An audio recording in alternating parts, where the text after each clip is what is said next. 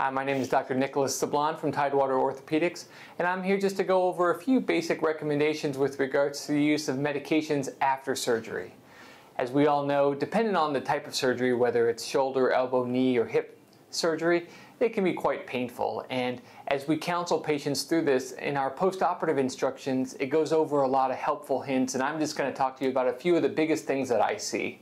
So number one, if we're talking about smaller procedures, whether it's knee arthroscopies or tennis elbow type procedures, the medications that we're typically prescribed include tramadol, which is really considered a low-dose narcotic medication that can be used one pill every 6 hours with a maximum dose of 2 pills every 4 hours. Understanding that the goal for pain relief after surgery doesn't mean no pain, but if we can get it to a manageable level in the first day or two, we can really limit the number of medications that we use.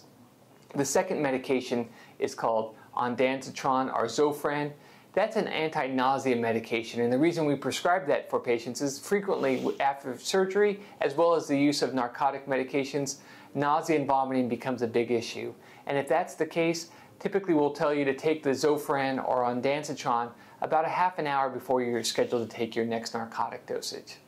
And the last prescription we give for patients who don't have contraindications to it, i.e. things like stomach ulcers, or they're on blood thinners, or they have a history of kidney problems, we'll give them a medication called naproxen, which is a prescription strength level of Aleve that helps to provide a synergistic effect with the narcotic medication where you're taking them together to be able to minimize the total dosage that you take.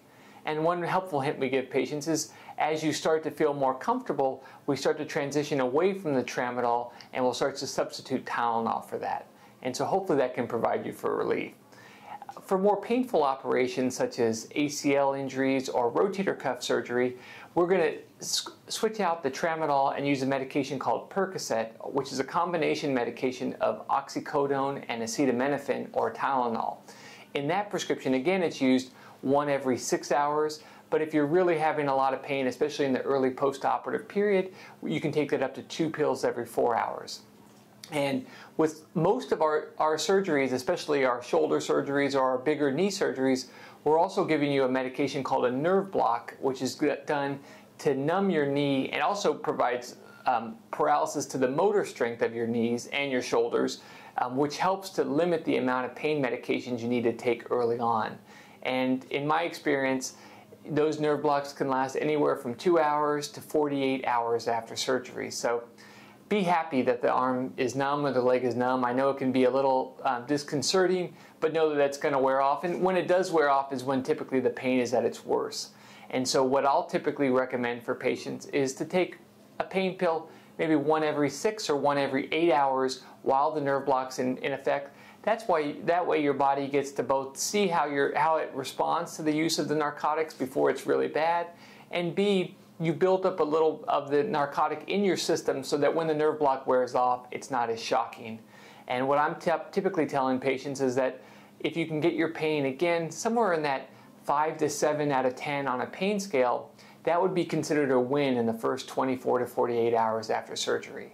And we can never forget the use of ice. Ice really does an important thing. Sometimes we'll use commercially available ice machines, but a bag of peas or a bag of ice is very useful, 20 minutes on and 20 minutes off if you're doing that, or these commercially available cold compression units that can be left on 24/7. So those are my helpful hints. And the last pearl I'll give patients, because I've seen this through the years, is that if the nausea and vomiting is still persistent despite the use of the Zofran, taking a food before you're taking your diet, I strongly recommend stopping the narcotic medication, because I found through the years that they can cause more issues, especially if you're not able to keep them down because of the significant nausea and vomiting. And hopefully those hints are useful for you when you're dealing with that early post-operative period in pain. So have a wonderful day.